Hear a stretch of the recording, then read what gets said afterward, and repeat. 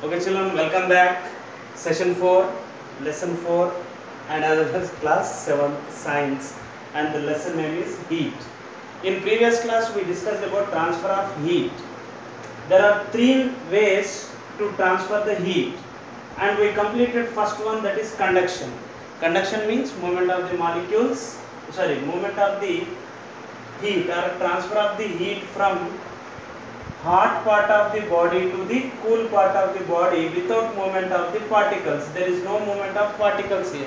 Why? Because in solids the particles are arranged tightly, whereas from hot body to cool body also, either within the body or otherwise from hot body to cool body, whatever it may be the transfer, but there is no movement of molecules. There is no movement of molecules, and conduction can be takes place in solids. Solids are poor conductors and bad conductors. Good conductors we already discussed. And now come to second way of transfer of heat, that is convection. Right? What is meant by convection? It is also a process of transfer of heat, very common. It is a process in which heat transfers from hot body to cool body with the movement of particles within them. With the movement of particles within them.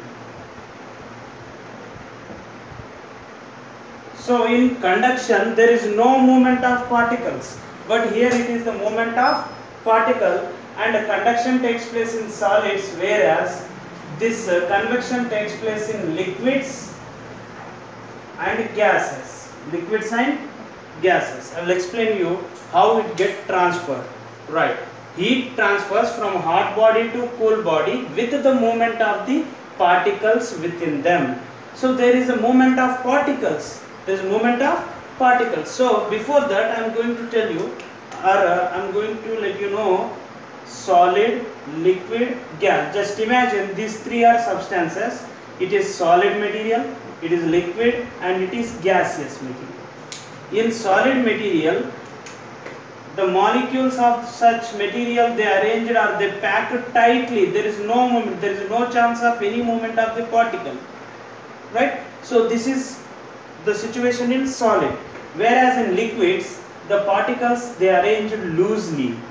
They arranged loosely, so that there is a gap between the molecules. So there is a possibility of movement of the molecules from one place to another place. Here there is fully packed. There is no chance to movement. And whereas in gases, the particles are arranged very loosely, so that they can move very faster. Here, because of tight package, it is good conductor of heat, very good conductor of heat, and the liquid is the poor conductor of heat, and gas is very poor conductor of heat. They won't take heat easily, right? So this is the solid, liquid and gas. Right? Now there is a particle movement in the liquids and gases, but there is no particle movement in the solid. That's why I said conduction can be takes place only in the solids, not in the liquids and gases. Whereas liquids and gases can show the process called convection. So here, simple example. Now imagine that you are boiling water in a vessel. Here it is the burner at the bottom of the vessel. Remember, from the bottom of the vessel you are boiling water. Right. Now whatever the water that is present at the bottom, they get warm up. They get warm up, or they become boil. They become hot. And remember, when the liquids become hot, we already discussed in 6th class, they expand.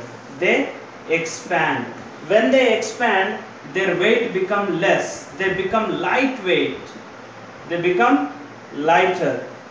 The upper water is denser and lower water is lighter, because they get expand because of heat. Upon heating the substance expands. Already we know that, right? So here when you boil the water molecules they expand and they become lightweight. So the bottom water molecules they slowly rises up. Always the hot air and hot water rises up. The hot water is rising up, whereas there is a gap because the hot water is moving up. So whatever the cool water is there, it slowly comes down. The hot water is rising up and cool water is sinking down, right? So here the molecules, whatever the molecules, the hot water molecules that they are moving, they are rising up, they carry the heat to the upper region, means at the top region, and the water that is denser, that is cool water, it slowly comes down. And this process is called, this is what called convection current. Convection current. So this convection current again and again it goes on, so that the total water become boiled. When they become uniformly hot, all the molecules when they become uniformly hot, then the convection process will be stopped and water starts boiling, right? I think you understood this, right? Here because of hotness the bottom water become hot water. Hot water get expanded and it become lighter than the top water. Top water is denser, whereas when they rise up the denser water sinks down and they become hot and again they become hot water. So repeatedly this thing go on to boil the water. And don't do this by keeping the heater on the top of the water. Why? Because if you put top of the water, you can check it down now. When you boiling the water by using water heater, the bottom water will be cool. You may, if you want to check it down, just put on the heater in the water, right? So after 10 minutes switch off the heater, take out the heater and just simply dip your hand in the water. The top water will be warm and when you go down the bottom water will be cool. Why? Because hot water always remain upside, they won't sink, right? So this is not possible. The convection is not possible when the top water is warm. This is the reason why when we go for swim in a canal or a small pond, the top water will be hot and when you step it down, then the whatever the water that is present at the bottom, they are very cool, right? So this is convection process that takes place in the liquids, right? And as well in the gases. In the gases, for example, when the weather temperature is very low, if you want to warm up your room, then you could able to turn on the heater.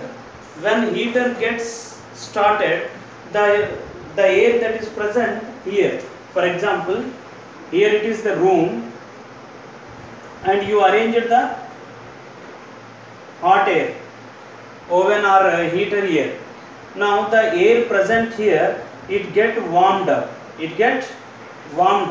And this warm air, same, it expands and it become lightweight. Hot air always rises up, it expands and become lightweight and they rise up, whereas the cool air become denser and dense air it comes down. This process takes place repeatedly. This cycle takes place repeatedly so that finally the room become hot, right? So this is convection in the gases. And you can also see the convection in gases by the sea breeze and land breeze. Sea breeze and land breeze. For example, here, right, here it is the land and this is the sea or ocean, sea or ocean. Imagine this is daytime and we all know that solids can take up heat faster than the liquids. Solid become warm faster than the liquids. So who is solid here? Very good. Land is solid and sea is liquid. Very good. Right. So here land is a solid one and it takes up more and more heat and it become warm. So whatever the hot whatever the air that is present here, it become warmed up. It become warmed up because of hot weather or hot land, and the air that is present here, it become hot, and hot air become expanded and become lightweight. So this hot air slowly rises up. Hot air slowly rises up. Now what happens? The air that is present above the sea, it is cool. It is cool. Right? Now when hot air moves up, there is a gap. There is nothing here. It is empty. The empty space will be filled up by the cool air that is coming from the ocean or sea. So from where we are getting this wind? From the sea. From the sea, right? So this is what called sea breeze. This is what called sea breeze that takes place during the daytime. During daytime, land become warm and hot air rises up, and cool air will fills in from the sea water, and the convection takes place, and it is sea breeze. Whereas land breeze, if you go for land breeze, imagine this is night time now. In the daytime that thing happens. Now it is night time. Solid become very cool when compared to liquids. When compared to liquids. So night time, sea is a hot body, land is a cool body. Then what happens? The air present on the sea, it become warm up and it rises up. And the cool air that is present on the land, it slowly enters into the sea. So it is going from the land. So you can say that it is a land breeze. It is land breeze. So in the daytime we can see sea breeze. In the night time we could able to see land breeze. Don't forget. Sea breeze, land breeze. This is because of convection. Right? So this is about convection. Right? Now this convection is possible with the movement of the molecules, and we already learnt it, right? Now come to third type of transfer of heat, that is radiation. That is radiation. So radiation, I think you